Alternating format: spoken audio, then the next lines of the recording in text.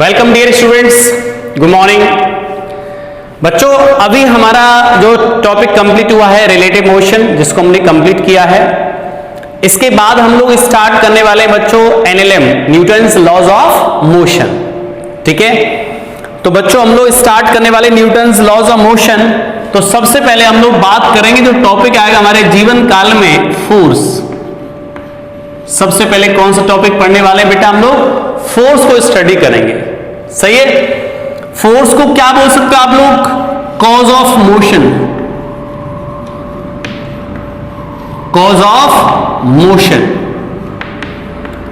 Cause of motion मतलब sir बेटा अभी तो हमने जो मोशन स्टडी किया, चाहे one dimension, two dimension, relative motion, वहां पे हमने मोशन की वजह नहीं देखी, सिर्फ मोशन को स्टडी किया। मोशन हो रही है तो उसको स्टडी किया, इसके पैरामीटर्स क्या है उसको स्टडी किया, बट किसकी वजह से हो रही है वो वजह नहीं देखी वहां पर। तो वजह कौन है बेटा? Force.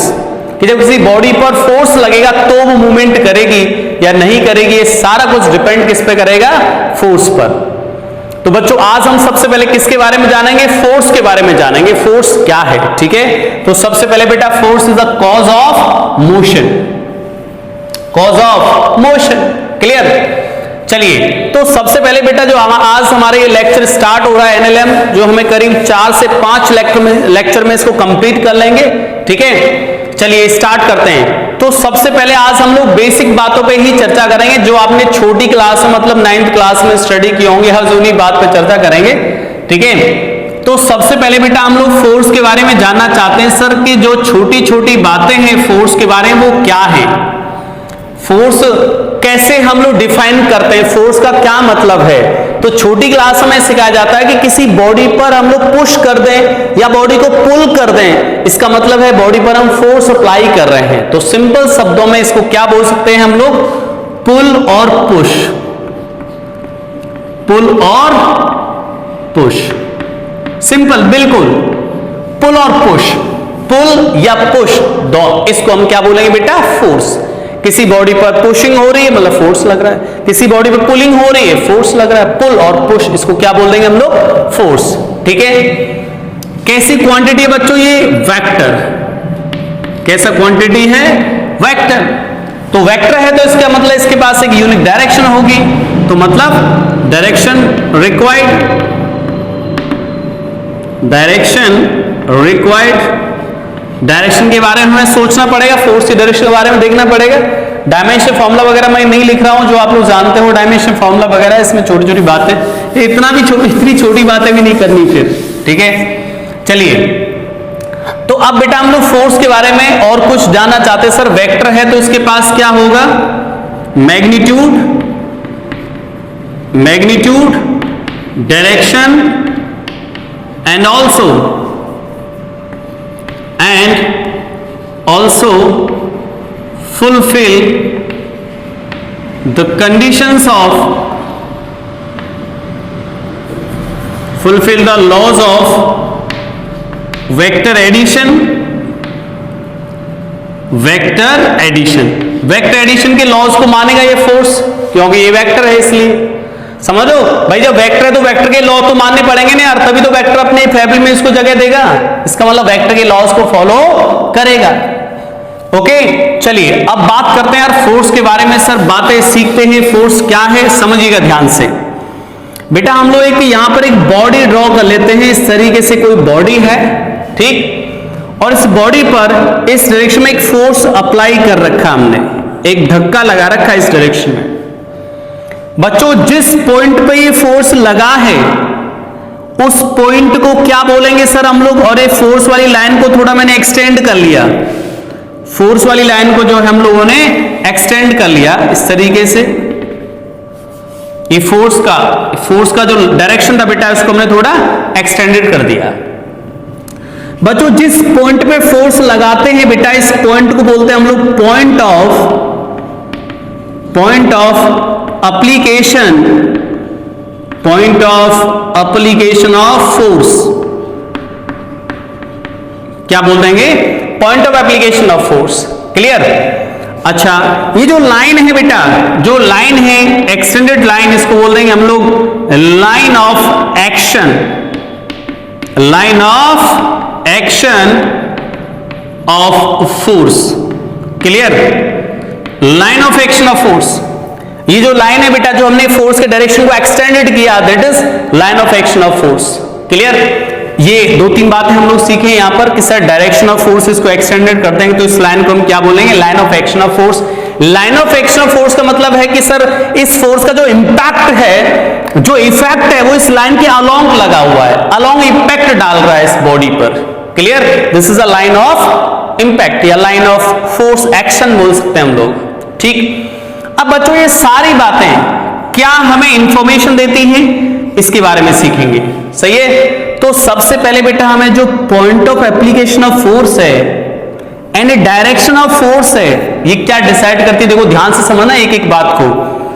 Point of application of force and direction of force दोनों मिलके डिसाइड करते हैं लाइन ऑफ एक्शन को। तो हम लोग क्या बोल सकते हैं? पहला पॉइंट हम लोग क्या लिख सकते हैं बेटा? Point of application of force, point of application of force and direction of force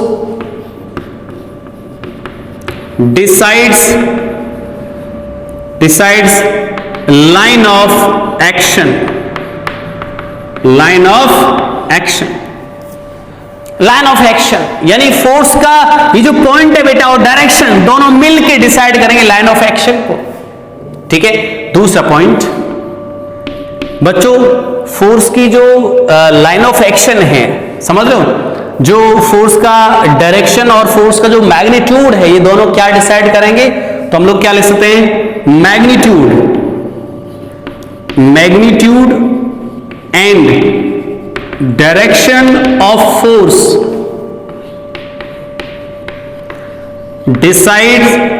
decides translatory effect.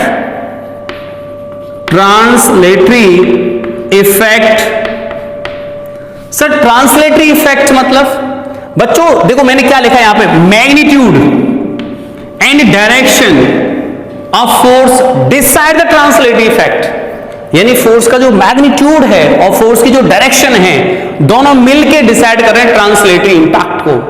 Translatory impact sir बच्चों, ट्रांसलेटरी इंपैक्ट अभी हमने फॉर्मूला तो नहीं स्टडी किया बट छोटी क्लास में तो स्टडी किया ही है।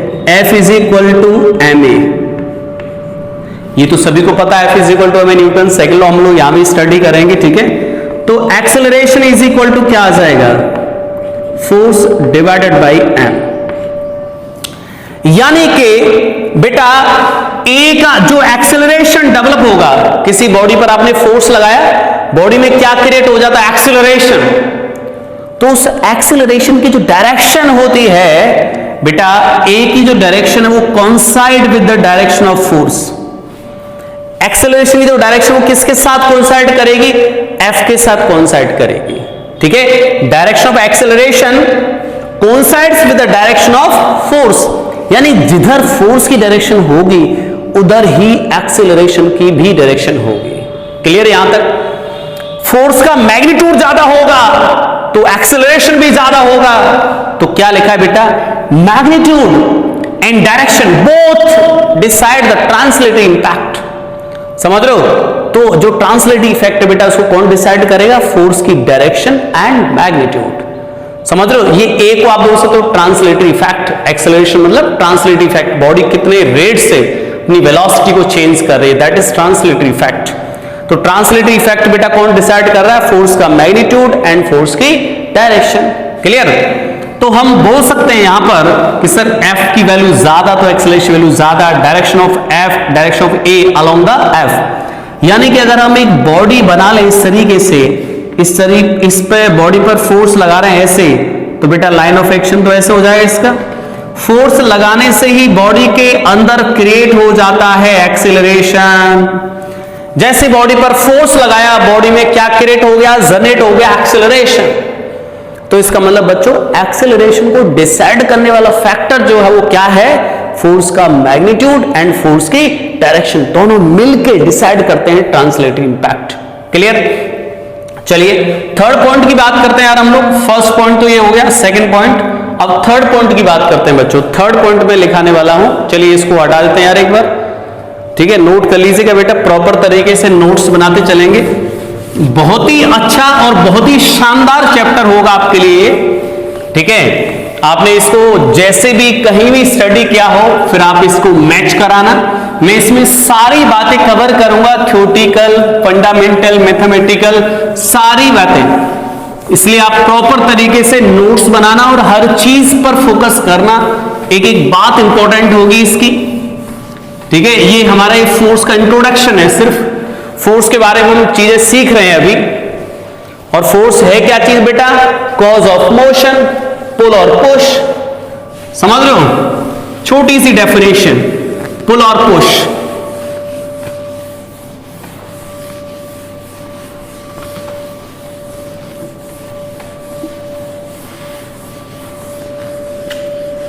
चलिए बात करते हैं यार नेक्स्ट, जो थर्ड पॉइंट है। थर्ड पॉइंट ये कहता है बेटा, line of action of force, line of action of force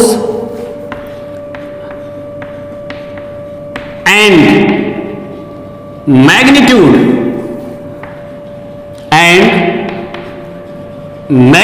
of force decides rotation effect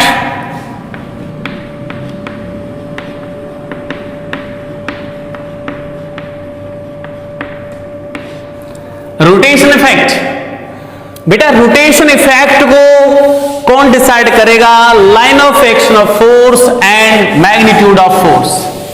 clear बच्चों? कैसे सर रोटेशन इफेक्ट कैसे? रोटेशन इफेक्ट ऐसे बेटा, जैसे मान लीजिए बॉडी है बच्चों, ये मैंने एक फोर्स लगाया इस डायरेक्शन से, फोर्स F, एक फोर्स लगाया इस डायरेक्शन से, फोर्स F। बताओ सबसे पहले क्या ये बॉडी कहीं जा पाएगा? नहीं जा पाएगा। क्यों नहीं जा पाएगा बेटा? क्योंकि दोनों तरफ से फोर्स सेम है, इक्वल लग रहा है। नो मूवमेंट, नो मूवमेंट, कोई मूवमेंट नहीं हो पाएगा। समझ रहे हो? एक्सेलरेशन जीरो हो जाएगा, बॉडी रेस्ट पे रहेगी। फोर्स दोनों तरफ से इक्वल लग रहा था, लाइन ऑफ एक्शन सेम थे। बच्चों यहां पे क्या बोल सकते हैं? Line of action same, line of action of forces will be same, will be same, line of action of forces will be same. Clear? अगर मैं बात करूं बेटा इसी में, इसी डायग्राम को और मैं वापस रीड्रॉ करूं, एक फोर्स लगा दूं बच्चों में यहां पर और एक फोर्स लगा दूं मैं यहां पर। अब बताओ क्या होगा? अब आप देखेंगे कि सर इसका line of action of this force will be this and line of action of this force will be like this. अब यहां पे line of action of both forces will be different. दोनों फोर्सेस के जो line of action बेटा वो अलग अलग है, तो हम लोग क्या बोल सकते हैं? Different line of actions, line of actions. Net force अभी भी इसमें जीरो है, देखो वही same force zero, net force अभी भी यहां पर बेटा नेट फोर्स जीरो है। यहां भी बच्चों नेट फोर्स अभी भी जीरो है, लेकिन बच्चों ये बॉडी रोटेट करना स्टार्ट कर देगी। अब क्यों भाई? ऐसे रोटेट करना स्टार्ट कर देगी। क्यों बेटा? ये फोर्स ऐसे धमकाएगा इसको, ये ऐसे धमकाएगा, ये ऐसे धमकाएगा, बॉडी धमक जाएगी, ऐसे घूमने लग जाएगी, रोटेट करने लग जाएगी। समझ रहे हो? अब ये जितना ज्यादा मैग्नीट्यूड होगा उतना फास्ट रोटेट करेगी, और कम मैग्नीट्यूड होगा मर मर के आराम से रोटेट कर रही होगी। इसका मतलब मैंने क्या बोला बेटा? Line of action, line of action, line of action same थे, no impact. Line of action different हो गए, रोटेशन इंपैक्ट आ गया। एंड मैग्नीट्यूड ऑफ फोर्स बेटा, मैग्नीट्यूड ऑफ फोर्स दोनों मिलकर डिसाइड क्या कर रहे हैं? Rotation impact. तो रोटेशन इंपैक्ट अभी मैं लिख नहीं रहा यहां पर, torque is equal to I alpha. समझ रहे हो? तो बच्चों जैसे अभी मैंने एक्सेलरेशन समझाया, तो आपको acceleration A is equal to force upon m, ऐसे यहां पर हम लोग रोटेशन चैप्टर में स्टडी करेंगे angular acceleration alpha tau by I. लेकिन आप अभी फिलहाल इतना ही समझ लो कि line of action and force का जो मैग्नीट्यूड है दोनों डिसाइड कर रहे हैं रोटेशन इंपैक्ट। क्लियर? चलिए अब बच्चों मैं बात करने वाला हूं फोर्स के क्लासिफिकेशन को देखने वाले हैं हम लोग। ठीक है, चलिए स्टार्ट करते हैं यार। सर फोर्स को क्लासिफिकेशन, फोर्स को रिजॉल्व कैसे करें, फोर्स को रिजॉल्व कैसे करें फोर्स को, तो चलिए देखिएगा बेटा फोर्स को हम कैसे रिजॉल्व कर सकते हैं, क्लासिफाइड कर सकते हैं। बेटा जैसे मैंने आपको बताया था कि यार फोर्स को रिजॉल्व करने के लिए जैसे हम फोर्स को रिजॉल्व करें बेटा, इससे पहले अगर मैं अपनी क्लास को रिजॉल्व करूं कि भाई हम अपनी क्लास को रिजॉल्व करते हैं, सर क्लास का जो हमारी क्लास है उसका क्लासिफिकेशन देखते हैं वो कैसा होगा। तो बेटा किसी भी चीज के क्लासिफिकेशन के लिए सबसे पहले हमें पता होना चाहिए उसका बेस क्या है, किस बेसिस पर इस क्लास को क्लासिफाई किया गया है, कैटेगराइज किया गया है, तो बेस होना चाहिए। जैसे बच्चों हम लोग भी क्लास को क्लासिफाई करते हैं, मान लो गर्ल्स और बॉयज के बेसिस पर दो पार्ट में डिवाइड हो जाएंगे, समझ रहे हो। दूसरा हम बोल सकते हैं कि परसेंटेज के बेसिस पर, सर 90% से बिलो इधर, 90% से अबव इधर, समझ रहे हो। 50% वाले बोल रहे हैं हम किधर जाएं ठीक है, तो 50% वाले भी बिलो द 90 हैं, ठीक है, वो बिलो द 90 में ही आते हैं, उनको लगता नाम नहीं लिया हमारा, चलो कोई बात नहीं नाम ले देते हैं। अच्छा नेक्स्ट अगर क्लासिफिकेशन की बात करें बेटा, जैसे मान लो कि कलर के बेसिस पर, काले काले इधर और गोरे गोरे इधर, बुरा लग जाएगा कोई बात नहीं, थोड़ी देर लगता है तो अच्छी बात है यार, समझो। तो काले इधर और गोरे इधर, तो कलर के बेसिस पे हम डिवाइड कर सकते हैं। हाइट के बेसिस पे इधर कि भाई जो हाइट में है जो 5 फीट से ज्यादा है और जो 3 फीट से कम 3 फीट से कम उधर आ जाए, तो मतलब हाइट के बेसिस पे हम लोग डिवाइड कर सकते हैं। तो एक ही क्लास के क्लासिफिकेशन के लिए हम लोग बेटा के जो बेस है, जैसे बेस चेंज होगा तो हम लोग उस क्लास को बेसिस के आधार पर कई पार्ट्स में हम लोग डिवाइड कर सकते हैं। क्लियर? चलिए तो अब हम बेटा यहाँ पे किसको डिवाइड करना चाहते हैं, फोर्स को डिवाइड करना चाहते हैं। तो बच्चों फोर्स को डिवाइड करने के लिए ये फोर्स को हम डिवाइड करना चाहते हैं सर, कैटेगराइज करना चाहते हैं फोर्स को। क्लियर? तो बात करें यार फोर्स के बारे में, सबसे पहले हम बात करें बेटा नेचर के बेसिस पर। नेचर समझ लो, जो नेचर ने फोर्सेस दिए हमें उनके बेसिस पर हम इसको कैटेगराइज कर रहे हैं। फोर्स जो है नेचर के बेसिस पे कितने टाइप का होता है, तो सबसे पहले बेटा इलेक्ट्रोमैग्नेटिक,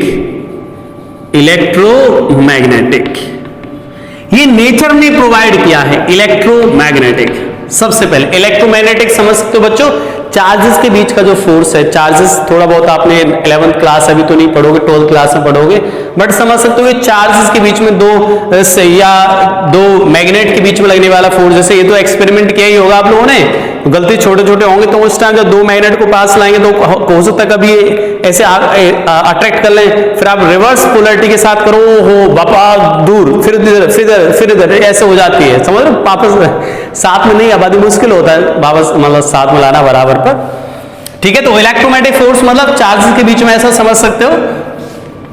दूसरा आता है बेटा ग्रेविटेशन फोर्स, ग्रेविटेशन फोर्स बच्चों, ग्रेविटेशन तो सभी समझते भाई, ग्रेविटेशन का क्या मतलब है, ऐसे गिरा दो डाउन चला गया। ड्यू टू ग्रेविटी यानी जो हमारी जो अर्थ है, धरती माता है, जो हर चीज को अपनी ओर अट्रैक्ट कर रही है ड्यू टू ग्रेविटेशनल फोर्स। तो ये क्या है, नेचर ने दिया, इंसान की बस की बात नहीं है ग्रेविटेशन को क्रिएट करना, सही है। चलिए न्यूक्लियर फोर्स, या मैं बोल सकता हूं इसको न्यूक्लियर फोर्स को strong nuclear force, strong nuclear force, और फोर्थ बोल सकते हैं हम लोग वीक फोर्सेस, ठीक है, वीक फोर्सेस। तो बच्चों ये हमारे अलग अलग चैप्टर्स को स्टडी करेंगे हम लोग, जैसे ये 12th क्लास में स्टडी करेंगे बच्चों ये ग्रेविटेशन चैप्टर आएगा, ये भी 12th में आएगा, ये भी 12th में आएगा, समझ रहे हो। तो इन फोर्सेस को हम लोग चैप्टर बाय चैप्टर स्टडी करेंगे। और ये फोर्स कौन से हैं बच्चों, जो कैसे हैं, जो नेचर ने हमें दी है, नेचर के बेसिस पर है। क्लियर। तो ये on the basis of nature, nature के बेसिस पर 4 टाइप से इनको डिवाइड कर दिया। दूसरा, नेक्स्ट बात करते हैं यार कांटेक्ट के बेसिस पर। कांटेक्ट, तो नाम समझ गए भाई, तो इसमें क्या लिख दोगे, contact force, contact force. Second, non contact force, non contact force. Contact force और नॉन कांटेक्ट को और बोल सकते हैं हम लोग फील्ड फोर्स और फील्ड फोर्स। क्लियर। तो कांटेक्ट में 2 टाइप के, contact and non contact. Sir एक कांटेक्ट, जैसे बेटा यहां पर हमें बॉडी पे, इस पे बोर्ड पे फोर्स लगाना है, कांटेक्ट लगाना पड़ा तो कांटेक्ट फोर्स हो गया। Clear. Sir non contact force कैसे लगेगा, बिना कांटेक्ट के लग जाएगा? बिल्कुल लग जाएगा भाई, समझ लो। जैसे 2 बॉडीज हैं, ये m मास की बॉडीज है बेटा, ड्यू टू ग्रेविटेशन एक दूसरे को क्या कर रहे होंगे, अट्रैक्ट कर रहे होंगे। ये बॉडी इसको अट्रैक्ट कर रही होगी, ये इसको अट्रैक्ट कर रही होगी, यानी एक दूसरे पर फोर्स लगा रही है। तो these are the field forces और नॉन कांटेक्ट फोर्सेस, जहां पर फिजिकल कांटेक्ट नहीं है इनके बीच में, बट फोर्स लग रहा है, तो उसको क्या बोलो बेटा, जो है फील्ड फोर्स। समझ रहे हो। मेजर क्लासिफिकेशन को हम देखेंगे। अब आता है वर्क डन के बेसिस पर, वर्क डन। ठीक, वर्क डन के बेसिस पर सर हम कैसे डिवाइड कर सकते हैं इसको, तो 2 टाइप से, एक कंजर्वेटिव और दूसरा नॉन कंजर्वेटिव।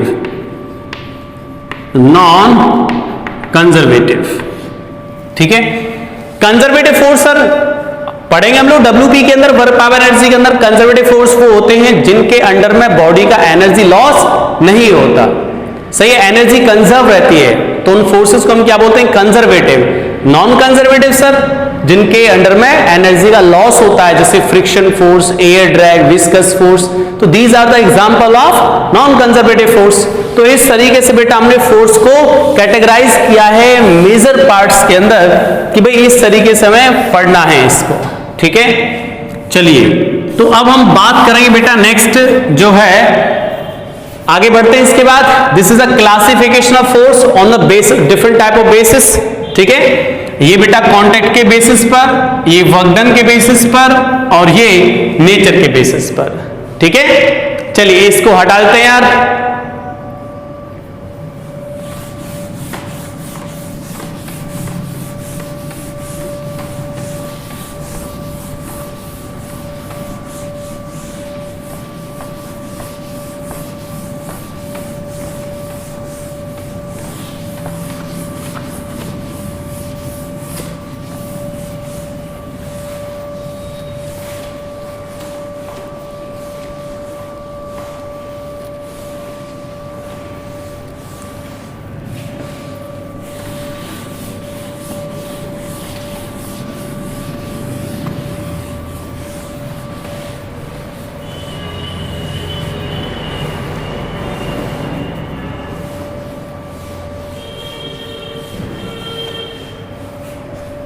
चलिए अब बात करते हैं बेटा नेक्स्ट, जो अब हमें हमारे सिलेबस के अकॉर्डिंग पहले कुछ फोर्सेस को हमें पढ़ना है बेटा।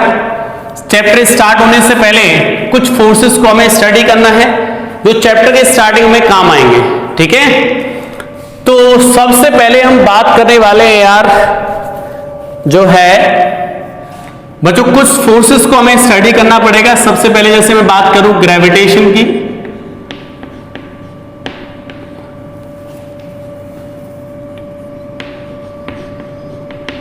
ग्रेविटेशन फोर्स, ये चैप्टर को स्टार्ट करने से पहले हमें इनके बारे में सीखना पड़ेगा। Gravitation force, next normal force, normal reaction force बोल सकते हो, नॉर्मल रिएक्शन फोर्स। क्लियर। इसके बाद टेंशन फोर्स, टेंशन फोर्स, और लास्ट होगा स्प्रिंग फोर्स। तो बेटा इस चैप्टर में ये चीज हमें स्टडी करनी पड़ेगी। ग्रेविटेशन फोर्स बोल दें या फिर वेट फोर्स बोल दें, वेट फोर्स। क्लियर? यार इन चैप्टर में इन चीजों को पहले हम स्टडी करेंगे तब हमारा चैप्टर स्टार्ट होगा। पहले हमें इन चीजों को सीखना पड़ेगा। डायरेक्टली हम स्टार्ट नहीं कर सकते। न्यूटन फर्स्ट लॉ आ गया, Newton first law, law of inertia, ये स्टार्ट नहीं कर सकते हम लोग। पहले बेटा इन चारों फोर्सेस को पढ़ेंगे, इसके बाद हम लोग एफबीडी बनाना सीखेंगे, उसके बाद स्टार्ट करेंगे न्यूटन्स लॉज ऑफ मोशन, यानी कि first law, second law, third law. Clear? फिर उनके एप्लीकेशंस क्या होते हैं। तो सबसे पहला काम क्या है बेटा, हम लोग इन फोर्सेस को स्टडी करेंगे। ठीक है? तो सबसे पहला हमारा जो जीवन काल में फोर्स आने वाला वो कौन सा आएगा बेटा? ग्रेविटेशन। कौन सा फोर्स आएगा? फिलहाल यहां पर हम लोगों के सामने वेट फोर्स को स्टडी करेंगे। वेट फोर्स, वेट फोर्स को स्टडी करें। ठीक है? वेट फोर्स क्या है? वेट फोर्स को स्टडी कर सकते हैं। तो बेटा वेट फोर्स को क्या बोल सकते हैं? Force exerted by earth, force exerted by earth on any body known as weight force, weight force। Clear? किसी बॉडी पर बेटा अर्थ ने जो फोर्स एक्सर्ट किया है दैट इज वेट फोर्स। अगर हम बात करें सर यहां पर ये अर्थ अज्यूम कर लेते हैं, सपोज यहां पर ये अर्थ है, ठीक है?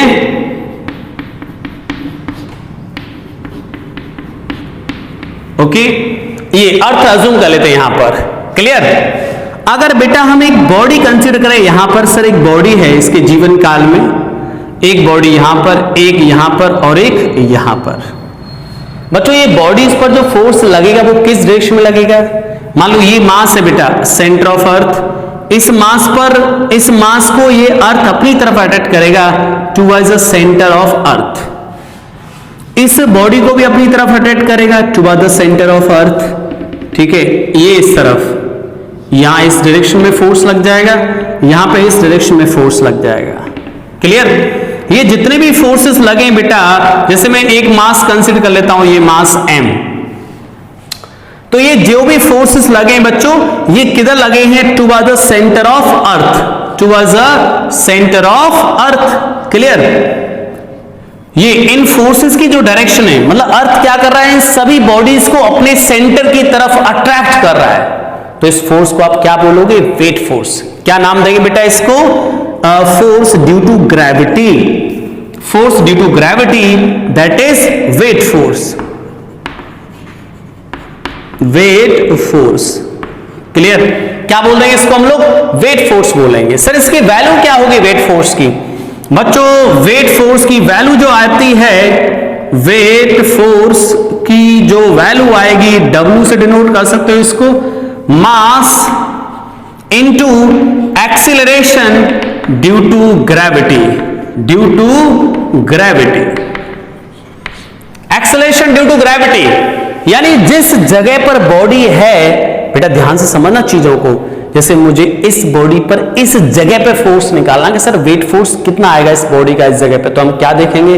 इस जगह पर बॉडी का मास, मास तो हर जगह सेम रहता है बॉडी का, कहीं भी ले जाओ बॉडी को, इस प्लैनेट से दूसरे प्लैनेट पर ले जाओ, मास तो वही रहेगा, बट एक्सेलरेशन चेंज होगा।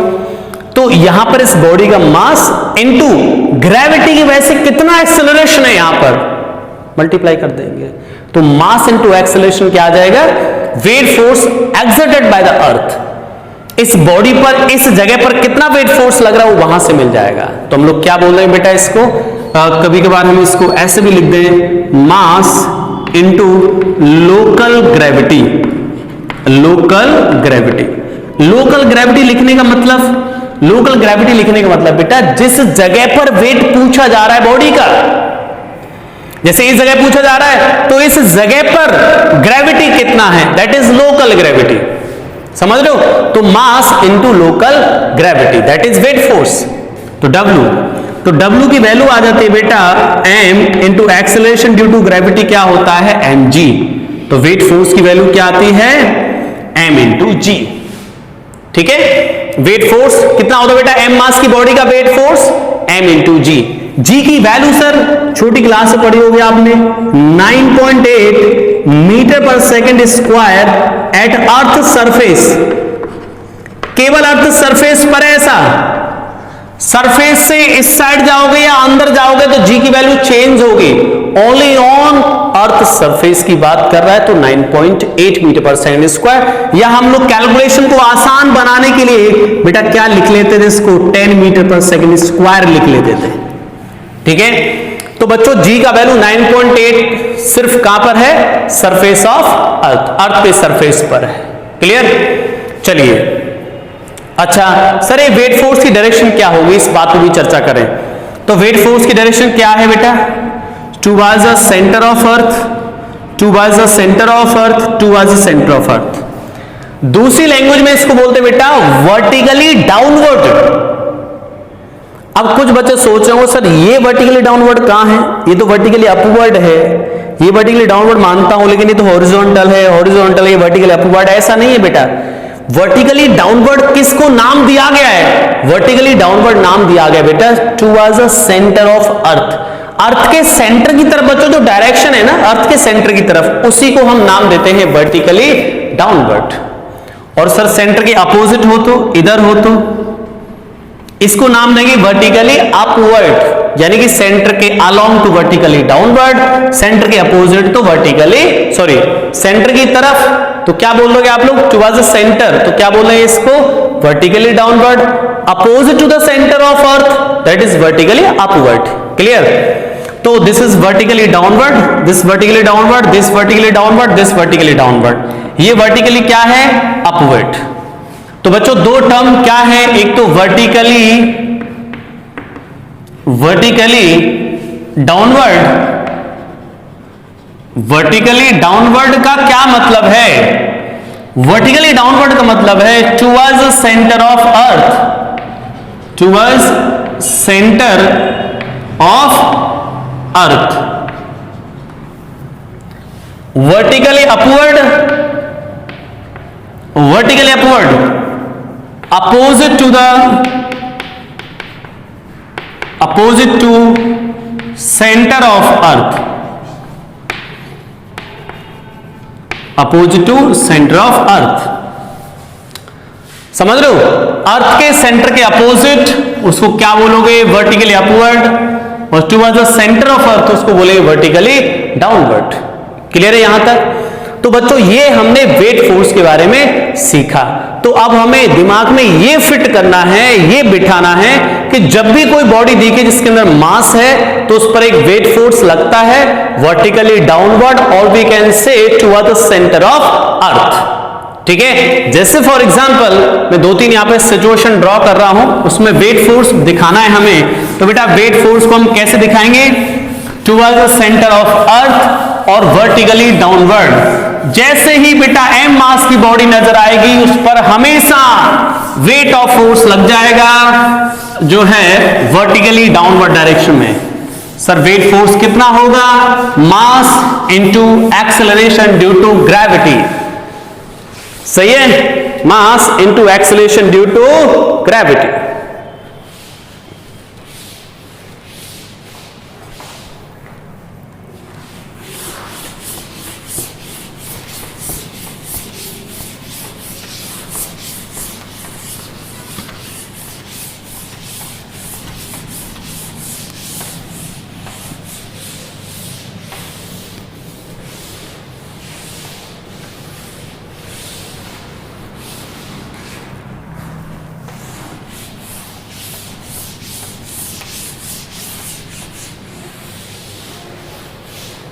चलिए तो हम बात करते हैं यार नेक्स्ट, अब कुछ डायग्राम्स ड्रॉ करता हूं मैं यहां पर। ठीक है, सिचुएशंस बनाते हैं हम लोग, कुछ डिफरेंट सिचुएशंस हैं जहां पर हमें वेट फोर्स देखना है।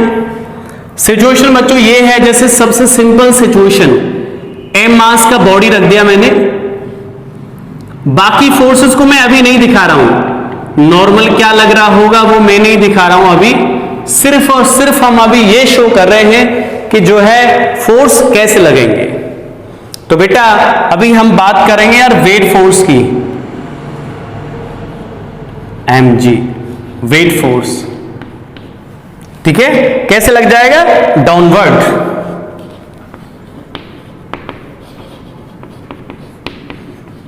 मैं अभी बाकी फोर्सेस को नहीं दिखा रहा हूं, यहां पे सिर्फ वेट फोर्स पे हम चर्चा कर रहे हैं, तो वेट फोर्स को हम लोग इस तरीके से दिखाएंगे, समझ रहे हो। अगर हम बात करें सर एक इंक्लाइन प्लेन है, बॉडी ऐसे रख दिया हम लोगों ने, यहां पर एम मास का बॉडी, एंगल थीटा, क्लियर।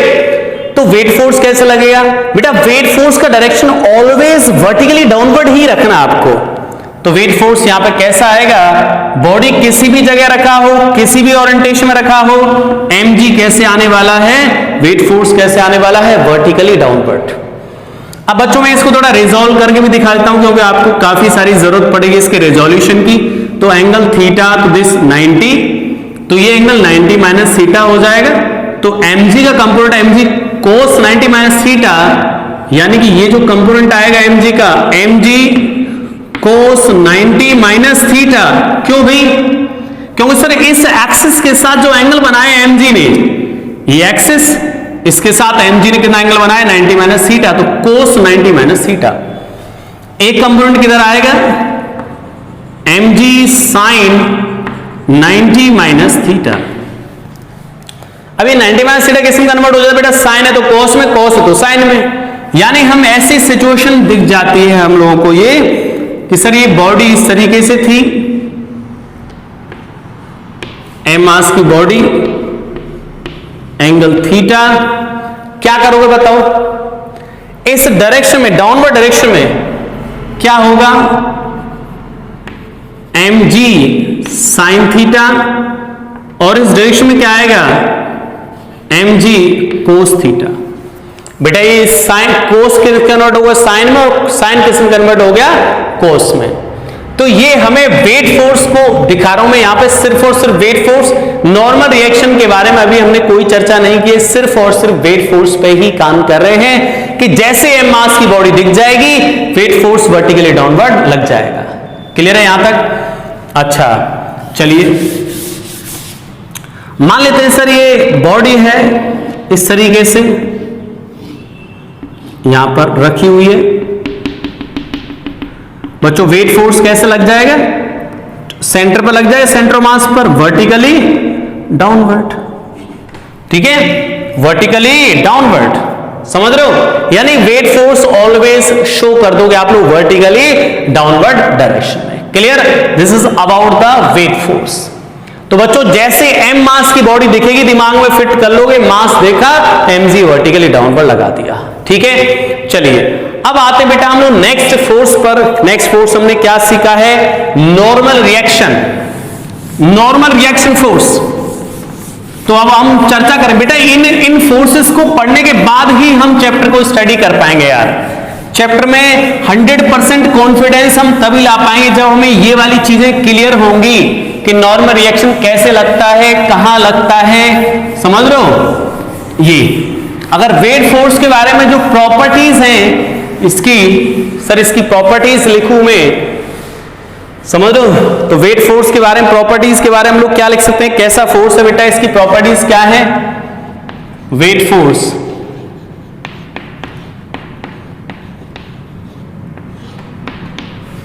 जो वेट फोर्स है इसकी प्रॉपर्टीज क्या होंगी बच्चों, सबसे पहले कैसा फोर्स है ये, ग्रेविटेशन।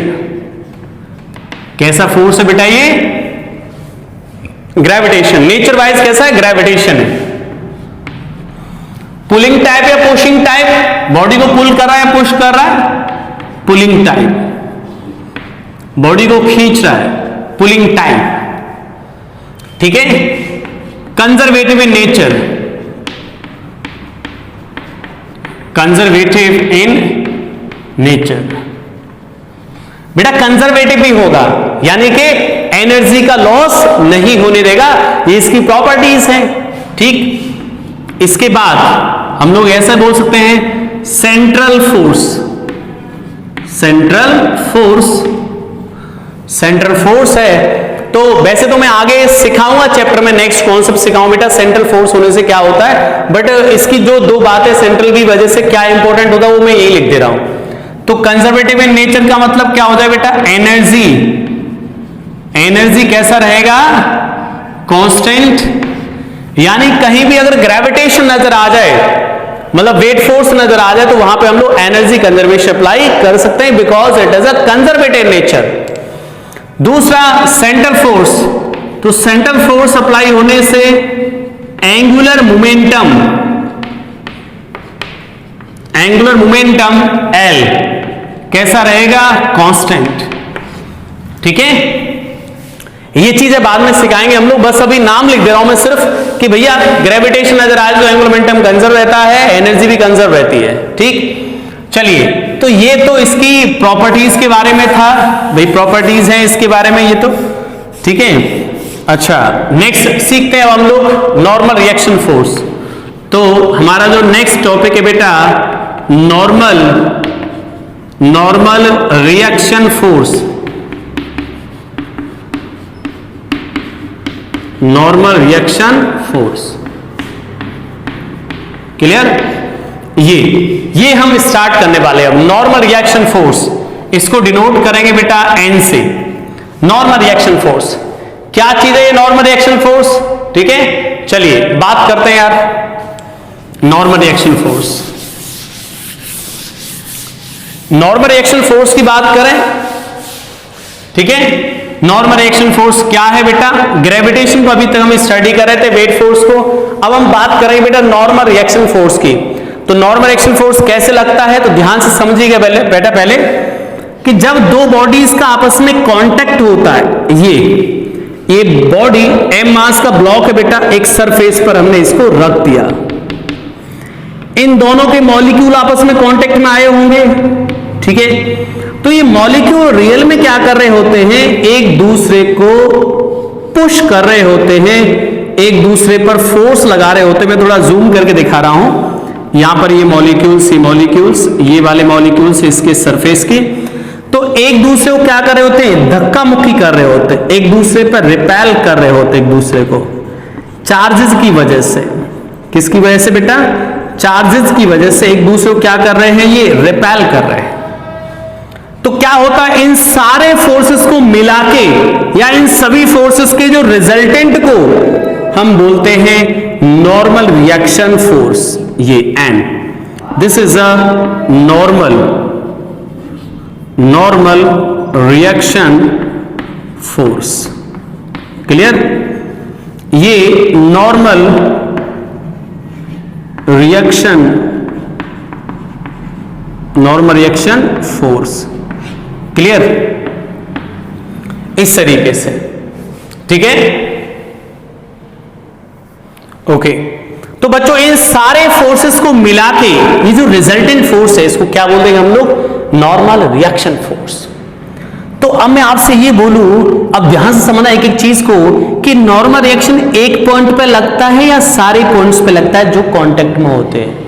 आपका आंसर होगा सर सारे पॉइंट्स पे लगता है जो कांटेक्ट में होते हैं। बेटा हम इसको फाइनली ऐसे दिखाते हैं, डायग्राम बना के फाइनली जो स्ट्रक्चर बनाते हैं हम लोग ऐसे बनाते हैं स्ट्रक्चर, ये ब्लॉक, नॉर्मल रिएक्शन इस साइड इस ब्लॉक पर, और सरफेस पे नॉर्मल रिएक्शन इस साइड, क्लियर, ऐसे दिखाते हैं। इस पे नॉर्मल रिएक्शन अपवर्ड और यहां पे नॉर्मल रिएक्शन डाउनवर्ड, ठीक है।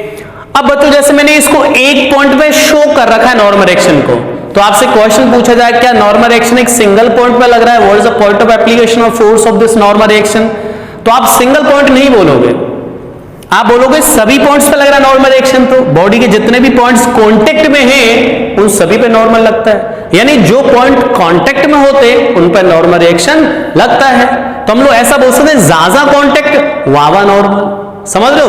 तो एक छोटा सा कॉन्सेप्ट हम क्या लिख सकते हैं, ज्यादा कांटेक्ट वहां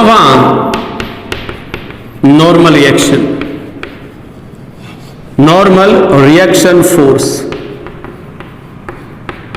ओके, जहां जहां कांटेक्ट वहां वहां नॉर्मल रिएक्शन फोर्स। क्लियर है यहां तक, समझ रहे हो? तो एक पॉइंट पे नहीं लग रहा है, जितने भी पॉइंट्स हैं इस बॉडी के यहां सरफेस पर कांटेक्ट में, इन सारे पॉइंट्स पे लग रहा है नॉर्मल रिएक्शन फोर्स। क्लियर है, समझ रहे हो? समझ रहे हो? सभी पॉइंट्स पे लग रहा है नॉर्मल रिएक्शन फोर्स। ठीक है, तो अब हम इसकी प्रॉपर्टीज के बारे में जानते हैं कि सर ये फोर्स कैसे कैसे लगता है, क्या क्या पॉइंट्स हैं इसके इंपॉर्टेंट पॉइंट्स। तो पहला इंपॉर्टेंट पॉइंट तो बेटा यही था, जहां जहां कांटेक्ट वहां वहां नॉर्मल रिएक्शन फोर्स। दूसरा, जो कैसे लगा हुआ बताना, ये जो कॉमन कांटेक्ट सरफेस है, देखो इनके बीच में जो कांटेक्ट सरफेस है, ये हो या ये हो, इसके कैसे लग रहा है सरफेस के परपेंडिकुलर। तो कैसे लिखेंगे, perpendicular to contact surface, perpendicular to contact surface. कैसे लगेगा, कांटेक्ट सरफेस के परपेंडिकुलर। ठीक है सर, कैसा होगा इसके बारे में बातें करेंगे बाद में, बात प्रॉपर्टीज की बाद में लिखाऊंगा। अभी मैं सिर्फ यही बता रहा हूं भाई ये कैसे लग रहा है, कहां लग रहा है, एक पॉइंट पे लग रहा है, बहुत सारे पॉइंट्स पे लग रहा है, सभी पॉइंट पे लग रहा है। ठीक है, तो अब मैं यहां पे कुछ सिचुएशंस बना रहा हूं बेटा, उनमें नॉर्मल रिएक्शन देखेंगे हम लोग। चलिए हटा दें इसको यार।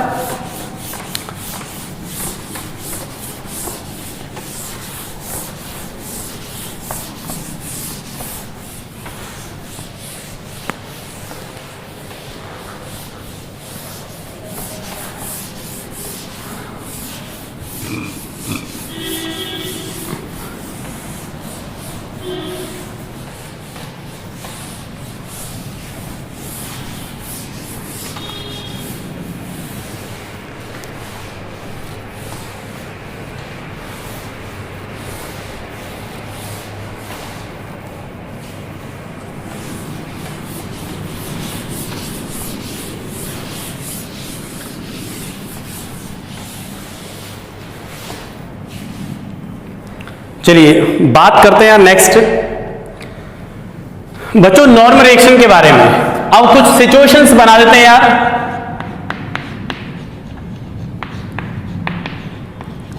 सिचुएशंस ड्रॉ कर देते हैं जिनमें हमें नॉर्मल रिएक्शन दिखाना है। बेटा नॉर्मल रिएक्शन कैसे दिखाओगे, बॉडी पर सरफेस के परपेंडिकुलर। ठीक है, जैसे फर्स्ट सिचुएशन तो सिंपल, एक बॉडी इस तरीके से बेटा एम मास की बॉडी। अब मैं यहां पे mg को शो नहीं कर रहा हूं, सिर्फ नॉर्मल पे बात कर रहे हैं हम लोग। mg भी लगेगा बट उसकी बात नहीं कर रहे हम लोग यहां। तो नॉर्मल कैसे लगे बेटा इस बॉडी पर, ये this is a normal force. Surface पे इधर लगेगा, इधर, this act on the surface. Clear? अच्छा इधर बॉडी रख दें सर, ये बॉडी है, कैसे लगेगा,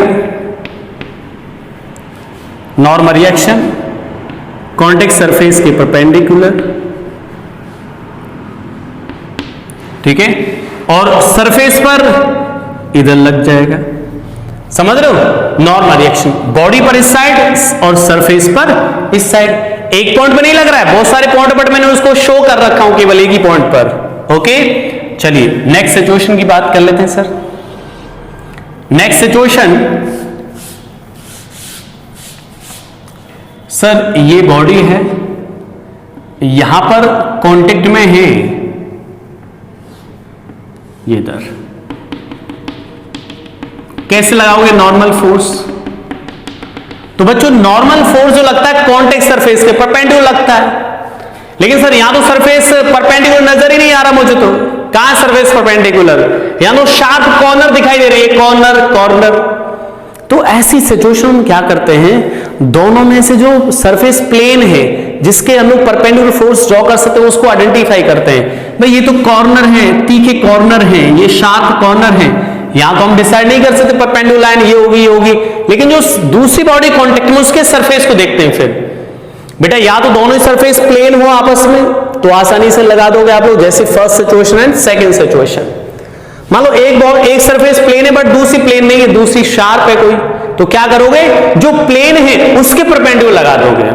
तो हम लोग क्या करें सर, यहां पर कैसे किसके परपेंडिकुलर लगाओगे बेटा, यहां पर देखो ये स्फीयर जो है ये तो प्लेन है ना यार, इस तरीके से ड्रॉ कर सकते हैं इसके नॉर्मल, ये नॉर्मल रिएक्शन N1 सेंटर से पास होगी कोई भी लाइन, ये नॉर्मल रिएक्शन N2। कोई यहां अगर परपेंडिकुलर है तो कहां से पास होगी लाइन? सेंटर से।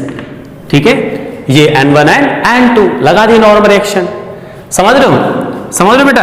अच्छा, इस तरीके से देख लो, ये बॉडी इस तरीके से थी, ये इधर, और यहां से इस साइड एंगल थीटा। क्या करो बताओ? क्या करें बच्चों? Normal reaction. सर जहां जहां कॉन्टेक्ट, यहां कॉन्टेक्ट है नॉर्मल लगा दिया N1, यहां कॉन्टेक्ट है नॉर्मल लगा दिया N2। समझ रहे हो? लगा दिया नॉर्मल। ओके, मान लेते हैं यार ये बॉडी है सर, और जो कॉन्टेक्ट सरफेस है वो कुछ इस तरीके की है।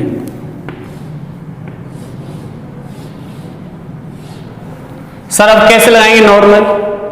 मैंने क्या बोला बेटा? जब ये शार्प कॉर्नर आ गए, यहां पर ये शार्प चीज आ गई, शार्प कॉर्नर, तो यहां क्या देखो, जो सरफेस प्लेन है इसके परपेंडिकुलर लगा दो यार। ये सरफेस इसके परपेंडिकुलर N1, ये N2 और ये N3।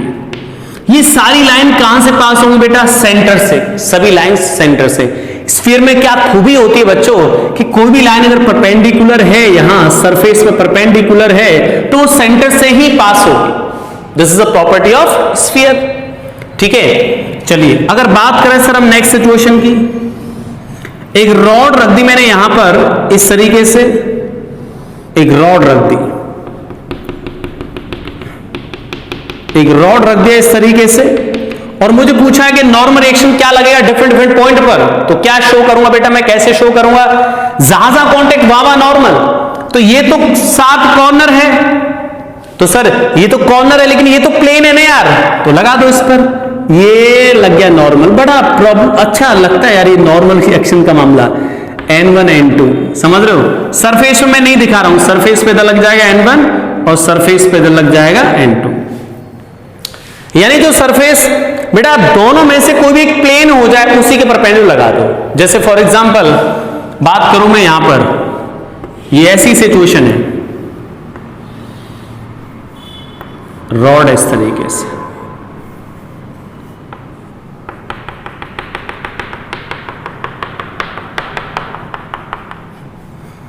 ठीक है। कैसे लगाएंगे नॉर्मल रिएक्शन यहां पर? सर यहां तो आसानी से लगा सकते, ये सरफेस प्लेन है तो इसके परपेंडिकुलर लगा दो नॉर्मल रिएक्शन N1। यहां पर क्या हालत होगी? ध्यान से समझना भैया, यहां पर सर ये साइड वॉल जो वॉल है ये यहां कांटेक्ट में, बट ये वाली सरफेस तो प्लेन है ना यार, इसके परपेंडिकुलर N2। तो बच्चों जो सरफेस प्लेन है, दोनों में से एक तो प्लेन होगी, तो उसके परपेंडिकुलर लगा दो नॉर्मल रिएक्शन।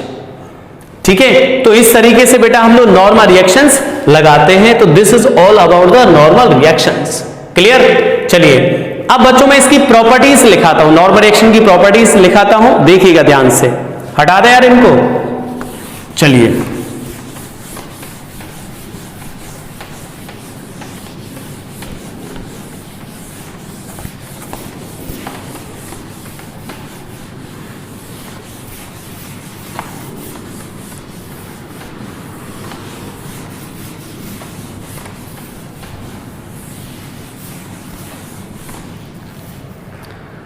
तो प्रॉपर्टीज में बेटा क्या लिख सकते हैं? सबसे पहला जो है बेटा नॉर्मल रिएक्शन का जो नेचर वो है इलेक्ट्रोमैग्नेटिक। इलेक्ट्रोमैग्नेटिक इसका जो नेचर वो कैसा है? इलेक्ट्रोमैग्नेटिक। चार्जेस की वजह से लगा हुआ था तो इलेक्ट्रोमैग्नेटिक। दूसरा, सर बॉडी को पुश कर रहा है या पुल कर रहा है, तो क्या बोलोगे? Pushing in nature. Pushing in nature. ठीक है, बॉडी पर धक्का दे रहा है, perpendicular to contact surface, perpendicular to contact surface. एक और हिडन बात लिख दे रहा हूं जो आगे आएगी, फ्रिक्शन में सिखाऊंगा। Normal reaction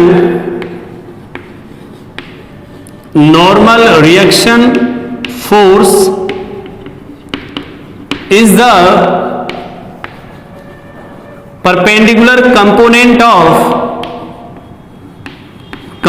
of contact force.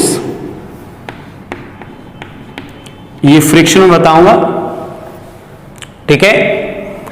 तो बच्चों ये था नॉर्मल रिएक्शंस की प्रॉपर्टीज के बारे में। एक पॉइंट पर लगेगा, सभी पॉइंट्स पर लग रहेगा। Normal reaction acts on all points which is in our contact. समझ रहे हो, जो पॉइंट्स कॉन्टेक्ट में उन सभी पॉइंट्स पर अप्लाई होगा, ठीक है। चलिए, तो ये हम लोग इसकी प्रॉपर्टीज के बारे में लिख लें, नॉर्मल रिएक्शन के प्रॉपर्टीज के बारे में, ठीक है बच्चों। चलिए बेटा, तो हम लोग आज की क्लास हम लोगों ने फोर्स का introduction, weight force and normal force दोनों को स्टडी किया। नेक्स्ट क्लास में बच्चों हम स्टडी करेंगे टेंशन फोर्स को और स्प्रिंग फोर्स को एंड फ्री बॉडी डायग्राम्स। ये 3 टॉपिक हम लोग नेक्स्ट में कवर करने वाले हैं और उसके बाद हम लोग एनएलएम स्टार्ट करेंगे 3rd लेक्चर में। चलिए बच्चों, थैंक्स फॉर वॉचिंग, मिलते हैं नेक्स्ट टाइम।